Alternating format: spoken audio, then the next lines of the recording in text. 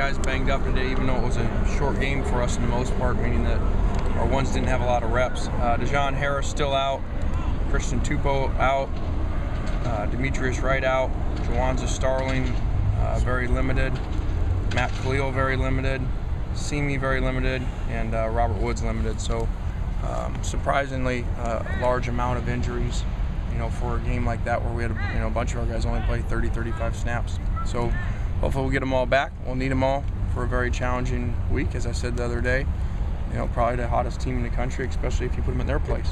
I don't know that anybody could tell you that there's a better team right now when they play at home than the Oregon Ducks. So it's an awesome challenge for us, and we're excited to go up there.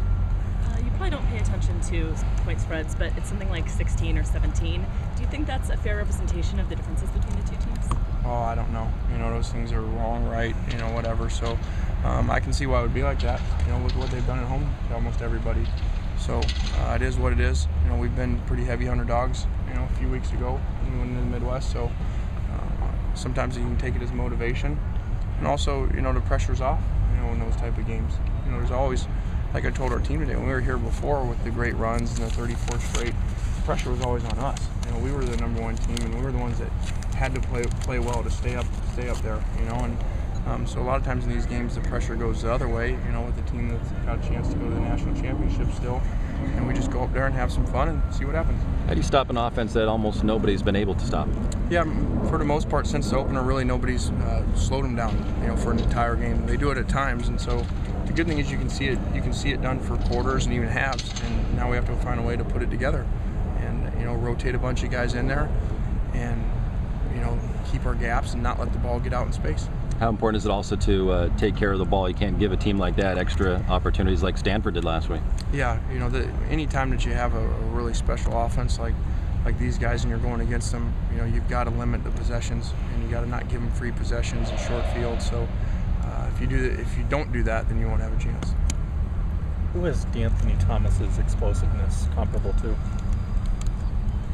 Well, the only guy that I've probably seen like that, was Reggie. Obviously, he's not as big as Reggie, but when you watch those two kickoff returns versus Washington, I actually watched him a week ago, because we were playing Washington. The way that he can start and stop, and then how fast he can cut.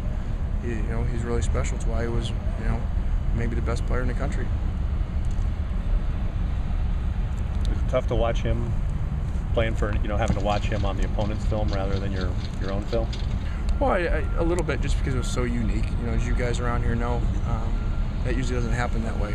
Really one of the first commitments in our class, and for a year strong, helped recruit this class and talk these kids into coming here. And so for that to happen, it was very strange, because at that point you get to, you've been around him so much and you've seen so much of his film, you start to picture how he's gonna piece in with all these other guys, and then all of a sudden it went a different way. So it is what it is. He's a great player, and he'll have a great career.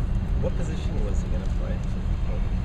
We would have just found a way to get him the ball, We would have looked at him all over, just like we do our guys when they come in, and see where he fit best. But he would be a great corner, just like he was in the All-Star game, the high school All-Star game. But there's no way that you would leave him over there and not give him the ball on the other side, as you can tell. Did it ever make you wonder, maybe you're over it now, but did it make you wonder back then how that could have happened, where he could have switched after recruiting basically this class here? Yeah, it still doesn't make sense. I still never figured it out. It was just really unique. I don't know that we've ever had that. We had guys flop sometimes at the end, but not when they're really the leader of the class, and they're the ones bringing other kids up here. And every time you see them, they're coming up here and coming to games, SC gear head to toe, and so it was very surprising. How did Lamar look on film in this last game, and how important is he in this community? Lamar looked really good. Played a really good game for his second start. Made some plays in space, and got us lined up extremely well too. Like we said before, he's going to be a great player, and he's starting to show it now, and he's going to have to play great this week. This is a very difficult game for any linebacker, especially for a guy making his third start. Did you guys as coaches learn any lessons last year as far as communication, getting lined up, that sort of thing against this fast break type of team that they have? Well, I hope so. I hope anytime that you play somebody that you learn from it and that you get better, and we'll continue to do what we've done in general this year, which is play more guys and rotate more guys in and make sure that we're getting lined up. Is Matt's responsibility in this game any greater or different than it might be in another game because of the conditions up there and everything else that's going on? No, the quarterback's always going to be an important part to whether you win or lose the game, and so we don't change anything because you never know. We see these games all the time, and all of a sudden they're low scoring when they're supposed to be high and opposite. So you never know how a game's going to go. And last week I would have told you I thought we were going to throw for more yards, and then we would have ran for. And so you never know till you get to the game and see what's going on in that game on that day. When you see their offense, the way they've put up points, as you mentioned, and no one's really been able to stop them, how important is it when you guys get those opportunities, you're in the red zone, to not kick field goals? Yeah, you can't. If you kick a bunch of field goals, you're not going to beat them. And, you've got to seize all the opportunities. And anytime that you're going to play, the hottest team in the country, at their place, big underdog, you're going to have to hit on all things. You can't make mistakes in any phase. Is maturity and conditioning there for this week? I think our guys, have played together now an extra year. We're obviously playing better as a team. We're definitely playing better on defense than we were a year ago. We're not a real old team, but we do have more experience with our younger guys, and they've been on the road in tough games. In conditioning? Pardon? In conditioning? We're still working on it. It's hard to do in 1 week, so we've been working on it all season, and even more this week because of who we're playing and how they play. Knowing you've got to score touchdowns, does that change the way you call the game offensively? In say red zone or area where maybe you kick long field goal instead, that sort of thing? Not necessarily as the plays that you call.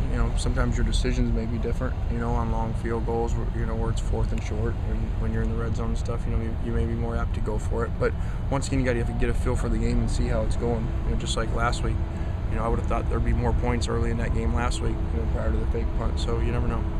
You mentioned Saturday being disappointed in the lack of discipline, which, as you just said, is something you can't afford to do against Oregon. So how do you fix that? Well, I think our guys just got too comfortable. We really tried for that not to happen at halftime and tried to start the game over, and we got the big lead, and then our guys, got too comfortable, and they haven't been used to being in that situation a lot. And you got to keep playing. You got to keep a mental focus. You can't let down. And I thought we got lackadaisical in general after we got the big lead. Was the fake punt intentional, or was that drawn out beforehand?